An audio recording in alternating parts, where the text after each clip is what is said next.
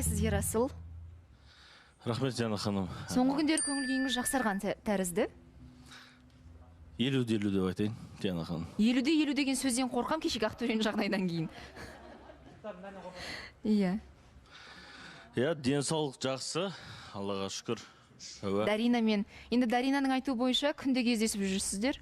Иә, соңғы бір апта күнделікті кездесіп, күнде сөйлесіп жүрміз. Өзін шақырып аламыз ба, елі? Дарина, келе ғой.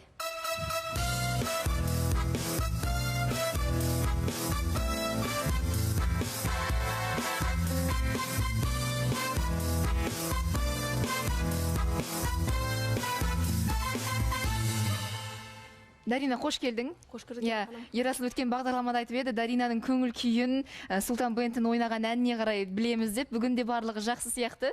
Бүгін қар жауып, найзағай соқпайтын тәрізді. Жоқ, ондай болса кішкене арасында Нұртас ойнап қоятын еді, бірақ бүгін ойнамай жатыр, соған қарағанда шүкір сияқты ғой жағдайымыз.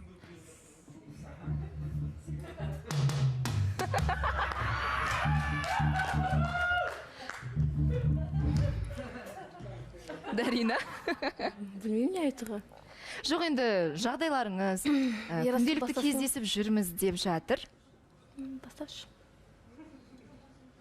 Және шұғыл жаңалық деп айтқаным бекер емес қой, Ерасыл? Иә, Жана ханым. Сіздерге де барша халық айтатын жаңалығымыз бар.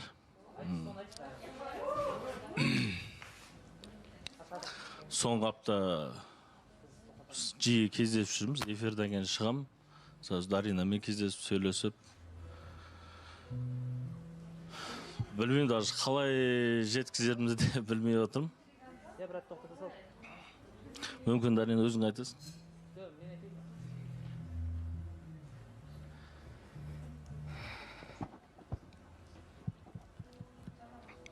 Дарина, Ерасыл? Жана ханым, бізде таныстық тоқтайды. Басын ашып айтайық. Бізде ортақ шешім. Ешқандай ұрыс керіссіз. Иә, кеше түнде бізге Дарина жазған еді. Ертең сіздерге айтарымыз бар. Әу баста біз басқа жаңалық болып қалсыншы деген бір үмітпен отырдық. Кейіннен Ерасыл да айтты.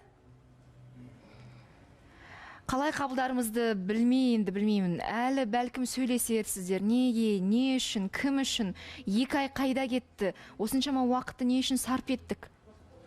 Иә, Жана ханым, біздер күнделікті кездесіп, сол туралы да сөйлесеміз. Шыны керек, андай бір-бірімізге қатты бауыр басып қалғандықтан, шын былай ақылға салдық, былай да нетіп өтік. Біз бір-бірімізді андай күйеу әйел ретінде көре алмадық, бірақ бізде андай бір сезімде, андай бір бауырмашылық қалыптасып қалған екен, біз екеумізге де қиын болды да. Бір аптадан больше да мы обсуждали это. Сол нәрсені шын, Жана ханым. Қалай айтарымыз білмейміз. Дарина екеуміз кешке жақын кездесеміз, сөйлесеміз. Тырыстық. Былай да сақтап қалуға да. Бірақ екеуміз сөйлесе келе ортақ шешім. Таныстық жаңағы жұптықты тоқтатып, екі жаққа кетсек бе деп отырмыз. Дарина? Я менде сезім бар, мен білем, просто прогресс жоқ. Я ждала, мүмкін біріне шығады. Ерасылды осы күнге де жақсы көрем, Ерасыл білет. Бірақ та насильно мил не будешь, Ерасылды жібердім. Осы жерде өз шын махаббатты тапсың, той болсын Ерасылдың. Сонда сіздерде Ерасылда сезім жоқ, Даринаның тарапынан сезім де, махаббат та, басқасы да бар ма? Жоқ, мынандай нәрсе ғой, Жана ханым. Екеуміз мінезімізде, бір не болғандықтан бағанан бері айтылып жатыр ғой, мына жақта жаңағы асхаттар шыққанда да қозғалып жатыр, лидерство деп айтып отыр ғой. Әр нәрсенің өзің бір круг общениясында бір лидер өзің бір маманында или бір істеп жатқан ісінде де бір-бірімізге просто шын болашақтан да бір әйел күйеу ретінде бір көре алмағандықтан Дарина екеуміз. А так ұнату, сезім, жақсы көру бар да, бірақ болашақта біз сондай бір әйел күйеу ретінде бірге тұра алмайтынымызға Ерасыл, қателеспеңізші, егер жақсы көру бар болса, сіздер қазір біз жұптықты тоқтатамыз деп айтпайтын едіңіздер. Дианахан, 10 күндей шама уақыт болды, шынын айтсақ. Қалай айтарымызды білмейміз. Күнде кездесеміз. Кәдімгідей сөйлесіп отырып, даже көзімізден жас шығып кетіп, бірімізді құшақтап алып, бірақ әлі күнге сондай бір қимастық нәрсе бар да. Кеше де кездесіп отырмыз. Просто андай күйеу әйел ретінде ешқандай не жоқ Диана ханым. Просто ұнатуда сезім де бар, бауыр басып қалдық, екеуміз неше ай бірге жүрдік. Ал не кедергі? Мысалға енді айтып жатырсыз ғой, мен ұнатамын, мен жақсы көрем. Ал болашақ әйеліңіз ретінде көруге не кедергі? Ол кедергі шынымен де 2 айдан кейін пайда болмаған шығар. Жоқ, Диана ханым, біздер біріміз сыйлаймыз, біріміз ұнатамыз, жоқ болса іздеп тұрамыз. Бірақ енді арамызда ұрыс керістер болып қалады, оны жасырамыз, оны айта бермейміз да көп адамға. Соның өзінде де просто енді бір болашақта бір соны екеуміздің ортақ шешіміміз солай болды Диана ханым. Шын 10 күн біз сөйлестік. Осы бағдарламаға, осы ортаға, осы жерге сіздердің алдарыңызға шығуға дейін біз 10 күн екеуміз күнделікті сөйлестік. Қалай істейміз, қалай боламыз. Может, уақытта көрдік, айтпақ қойып пока ешкімге, может, дұрыстап ойланайықшы, күнделікті біз кездесіп жүрдік. Шешім осындай болды Диана ханым. Дарина, саған бір нақты сұрақ қояйыншы. Сен дәл қазір осы арақатынастың тоқтағанын қалайсың ба? Диана ханым ештеңе шықпайды. Отношение. Уақыт өтті, Ерасылға уақытты бердім. Бірақ та менің ойымша, оның уақытты алмай қояйын, өзімнің уақытты алмай қояйын. Мүмкін қыз кездеседі, сол қыздың сразу, бір айдың ішінде, 10 күннің ішінде, мысалы, облысын сияқты, бір қызға ұсынысты білдіріп, может, в душе что-то ёкнет. Я его отпускаю, я на него обиду никакую не держу.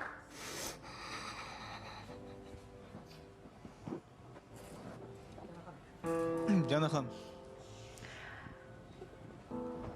Өз бақытын тапсын. Ерасылдың мамасынан, өз мамасынан кешірім сұрайым, то, что всех так познакомили, все так было. Мама, кешірш, білген жоқпын. Ерасылдың мамасына да кешірім сұрайым. То, что вы надеялись, то, что той болады деп.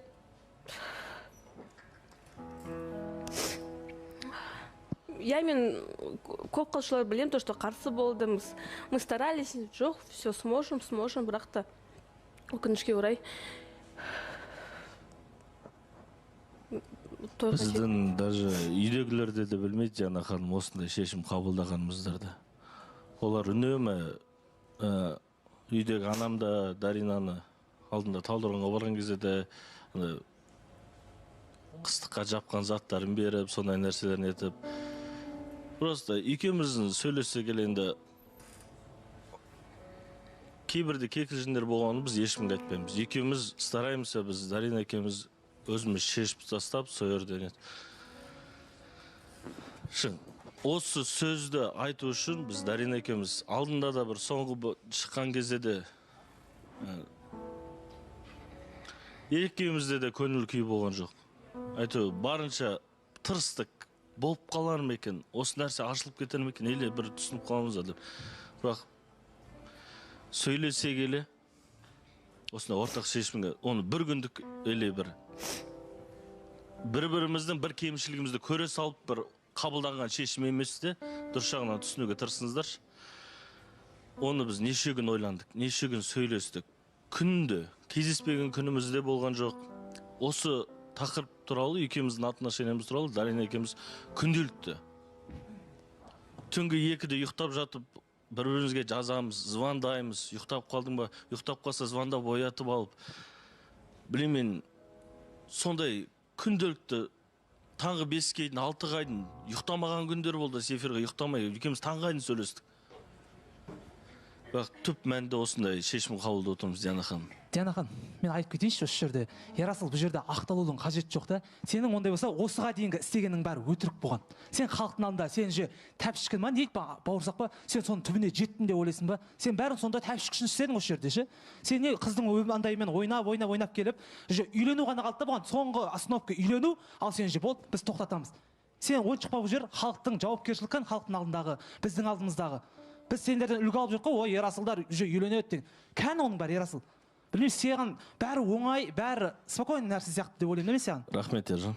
Рахмет емес, бұл жерде мен вообще Диана ханым, осыдан кейін бізді сенбейді. Міне осыдан кейін сенбейді. Мыналар 2 ай не істеп жүрді, содан кейін тоқтата салды. Ол қалай ол?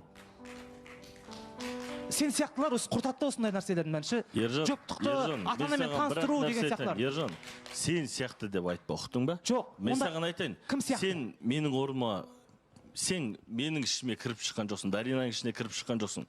Сен біздің арамызда не болып жатқан сен үш ұйықтасаң да түсіңе де кірмейді. И сен сезіне алмадың ол нәрсені. Біз ортақ шешімді или біз бір кемшілікті көп. Майсаған не үшін түсіндіріп отыр? Бір кемшілікті көріп біз тоқтатып отқан жоқпыз. Бұл мәселені айту үшін біз қанша күн екеуміз сөйлестік. Қара, Диана ханым, 10 күн бұрын тоқтатамыз деп ойлап жүрдік дейді, бірақ мына жерде ән айтып, өлеңін шырқап, сен жүрсің да осы жерде ше. Білмеймін, мынадан кейін мен саған вообще сен мына тоқтатсаң, сен бұл жерде отыруға лайықты емессің, бауырым. Саған айтайын, сен осы жерде тоқтатсаң, сен бұл жерге отыруға лайықты емессің. Менің соңғы сөзім осы. Рахмет, Ержан. Рамазан. Аман бол. Негізінде әу бастан белгілі нәрсе ғой. Өзім де көріп келатым сырттай. Енді Ерасыл да досым сияқты болып кетті, Дарина да бұрынғы досым.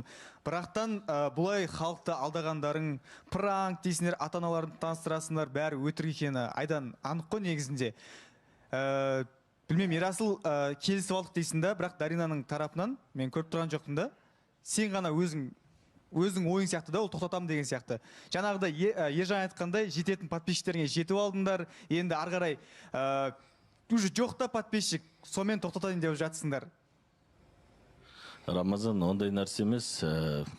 Бізде Дарина, айтсашы өзің. Жоқ, енді Дарина сенен күтті ғой шақты, дұрыс па? Үйленуге Даринадан көрініп тұр енді жақсы көретіні, бірақ сен жақтан ештеңе сезілмейді. Сен өзің жасап алдың Даринаның арқасында, бірақ қазір өзің тоқтатып жатсың. Сен Даринамен ақылдасқан жоқсың. Ол Даринаның эмоциясынан, түрінен көрініп тұр. Спокойно отыр. Если Даринадан болатын болса, Дарина да я деп жауап беретін еді. Обоюдный Рома. Жоқ, Рамазан, Ержан, мына жақта Ерасылды айтып жатыр қой енді, алдап жатсын, халықты бүйтіп жатсыңдар деп та, екі жақтан ойласпағансыңдар.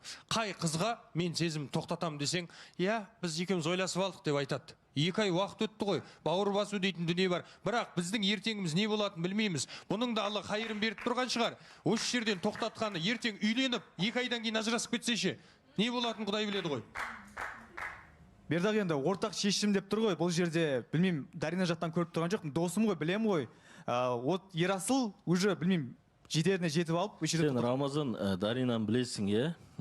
Егер де мен Даринаны пайдаланып, или бір басқандай бір мақсатты көздеген болатын болсам, сен білетін, менен қарағанда сен Даринаны больше танисың, е? Дос болып араластыңдар, білем. Бірақ Даринаның осындай білесің ғой, сен мінезін де білесің, характерін де білесің. Егер де бізде ортақ шешім болмайтын болса, Дарина мына жерде шыны керек астан кесені шығаратын еді, дұрыс па? Алия ханым. Ерасыл, мен айтам да, бүйтіп 10 күн тоқтататындарың бар екен. Жүзікті не үшін салдың, 3 күннен кейін тоқтататын болсаң? Біз тырыстық деп айтып отырмын ғой, Алия ханым. Сен 10 күн ойландық деп алып, 3 күннен кейін жүзік сап алып, 3 күннен кейін тоқтата салу ойыншық екен да. Бірақ халықта бәрінің көзінше Даринаның сезімі шын, сенікі жоқ екен біліп отырды ғой 2 айға дейін. Негізі. Алия ханым, мынандай нәрсе 3 күн 5 минуттан кейін не болатынын білмейміз ғой. Біз еркектер қауымында мынандай нәрседе Ержан да бас шайқап отыр, мына жер Рамазан да отыр да. Біз көзқараспен жалпы қыз баланы үйге қойып көреміз. Әке-шешемізбен таныстырдық енді мейлі дейтін таныстырды ғой. Бірақ көзқараспен салып көреміз да, былай көреміз, былай қараймыз, былай қараймыз. Қыздардың да көзқарасында солай ғой, көзімен қарайды. Ертең күні мені аш қалдырмайтын, киім бүтіндейтін қыз ба деп. Соны екеуі түсінді. Они осознали, и все, болды, нүкте қойып, бұл жерде бүйтіп, кәдімгі обсирать етудің қажет жоқ деп ойлаймын. Мен айта кетейін. Бердақ, базар жоқ, 5 минуттан кейін не болатынын білмейміз да. Бірақ сондай нәрсе жасап жатыр халықтың алдында, үйленеміз, жаңа пранкі бар, несі бар, Енді бәрі керемет болады да, осындай біз моментке кейін тоқтай салады екен да. Рамазан, біз жақсы ниетпен тырыстық екеуміз, шын айтам бар ғой, осы күнге дейін күнделікті біз түнімен ұйықтамай сөйлескенімізде осы мәселеде бір-бірінен сақтап қала аламыз ба деген. Бірақ ойлана келе осы нәрсеге келдік, бізде шыны керек еді. Ерігіп жүрген жоқпыз ғой. Дарина, егер осы уақыт аралығында Ерасыл сені тұрмысқа шақырса, сен шығар ма едің Ерасылға? Шын жауап берші.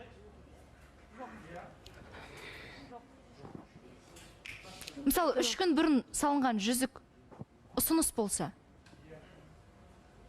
Иә. Иә дейді. 3 күн бұрын сізге иә деп айтуға дайын еді. Жоқ, Ғашуар, мен түсінемін то, что вы сейчас в шоке, но я бы тырыстық шыққан жоқ. Если бы это было бы действительно не обоюдно, я бы с ним не согласилась бы, я бы действительно бы тут ругалась бы Ерасылым. Может быть, Ерасылды жамандадым, бірақ Ерасылдың жамандығы ешқандай жоқ. Просто оған басқа қыз керек. Соны мен түсіндім. Дарина, енді сен жақсы көріп жылап жатсың ғой, не үшін жылап жатсың қазір? Егерде Рамазан, ортақ шешім болса, сен білесің ба? қоя салатын едің да, қазір жылап жатсың, қимастық бар сенде, көрініп тұр бәрі. Екеумізде де бар, Рамазан. Шын айтам. Екеумізде Онда де не бар. кедергі, неге үйленбейсіңдер? Әп-әдемі жұп болсаңдар, неге үйленбейсіңдер? Болашақта отбасылық нәрсені көріп Шын айтсам, өздерің білмейсіңдер. бізде просто шын білесің ба, Рамазан, қанша 3 ай уақыт бізде біргеміз. Біздің шыны керек, егерде сен осы енді ғана келіп отырсың ғой, егерде алдыңғы бағдарламада көретін болсаң, бізде Дарина екеумізде осы 3 айда есептесек бір кездеспеген бір 3-4-5 күн ғана бар шығар, қалған 3 айдың біз полный кездесіп шықтық. Әсел ханым. Ерасыл, сен осы отношение алдында да фазенда дедің, бәріне көнді, Дарина. Даже қазір сені жақсы деп көтеріп отыр да, даже қазір, я. Просто қаншама мен сіздерге айттым өзім пікірлерімді. Мен сенген жоқпын именно саған да. Фазенда деп айттың, ана айдалада тұрасың деді, оған да көнді. Жүзіктер таға бердің, уже 7-ші жүзік деп ол өзі күтті негізі сенен. Сен тас жүрексің, сен просто вообще, мен үшін вообще, Ерасыл, мен сені бұрында сыйлайтын едім, қазір вообще сенбеймін саған. Еще бастесем дегенде, Асхат келгенде, вот, кстати, бастесем, мен үйленем дегенде, сен жоқ, мен бастеспеймін, өз өмірімді баске салмаймын. Сол кезде сенде болған жоқ, уверенность болған жоқ, сен уже заранее білдің да, сен просто ойнадың. Саған сезім ойыншық болды. Жоқ, не болды? Мен ойлаймын да, ана жақтан я в шоке просто, я. Не болды мынау сол кезде? Қайда кетті әңгіменің бәрі? Египеттарың қайда кетті сендердің? Реально айтады, фазендаларың қайда кетті? Мына жерде бәріміз бұлқан-талқан болып постоянно бірдеңкені обсуждать еттік. То ана жақтан былай кірді. Оны жарайды, бәрін айтып тастадық қой. Не болды? Мен бар ғой, ана жақта отырыпшы, таппай қойдым тәбішкені. Мына жерде бір жерде тәбішке болса, мен әкеп сыйлайтын едім. Что, Асхат, вы добились своего и все. Мәселе бұл жерде добились емес, мен қашан айттым оны? Махаббаттар екеу. Алдында өлең айтты, өлең айтқан кезде ақ сезілді. Мен ойладым, негізі Дарина тоқтатпайтын шығар деп ойладым. Неге ашуланып отырсың? Мен ашулым, потому что менің қанша эмоциям кетті мына жерде, энергиям кетті. Асхат, сен менен мінезін көрсетіп отырсың мына жерде? Мен мінезімді көрсетіп отқан жоқ. Мен мына основной ситуацияға өзімнің эмоциямды көрсетіп отырмын. Сен вообще үйленсең де үйленбесе де не шаруаң бар, сен айтшы. Ашуланбай қой, мінезін құртпай қой, маған жарай ма? Мен саған конкретно мінезімді құртып отқан жоқпын. Мен осы положенияға... Значит, сендердің расставанияларың менің... Жоқ, Ерасыл. Арманына жетті ме, тып-тыныш сырласуға барды, үміткермен сырласып отыра бер болды. Сырласам, мен бұл жерде пікір айтуға құқым бар. Сондықтан, мен айтайын. Мына жерде екеуінің расставаться еткендерін мені винить етпей қойыңдар. Бірінші, сен кінәлап отырдың, сен мына жерде кәдімгідей мақсаттарыңа жеттіңдер дедің ғой. Мақсаттарыңа жеттіңдер дедің. Мен қатысушы ретінде өзімнің осы ситуацияға пікірімді айтуға шықтым. Мен алдында да мінезін көрсете алмайсың. Мен алдында да айтқам. Мен саған айтып тұрмын ғой, мен бұл ситуацияға эмоциямен айтып жатырмын. Потому что мен ана жақта уже отыра алмадым, шыдамадым. Үміткерімнен кешірім сұрап шығып кеттім. Алдында сен мына жерде өлең айтып жатқан кезде де өлеңнің де мағынасы бар еді ғой. Қандай сөздер болды? Жүрегің нәзік, жүрегің жыласа, ғашықтар қосылмайды. Сезіп тұрды ғой қыз, по-моему, мен сол кезде ақ тоқтата салама деп ойладым. Мен саған жақындап айттым, сен күшті айттың, харизмамен айттың, өте әдемі болды деп айттым, мен сен құттықтапшы. Бірақ сол кезде Даринаны сен отношениясын көрдің ба дедім саған. Біз ол кезде сен естісең, біз 10 күн болды ойланыстырып жүрген, қалай не істейміз? Осы 10 күнде біз сақтап қала аламыз ба? Ортақ шешімге біз кеше түнні таңғы 5-ге дейін отырып телефонмен сөйлестік екенбіз. Жоқ, Ерасыл айтып Бізде өтейінші. жарнамадан кейін жалғастырамыз. Кеше жұптар күні болса, бүгін поштасы күні сияқты.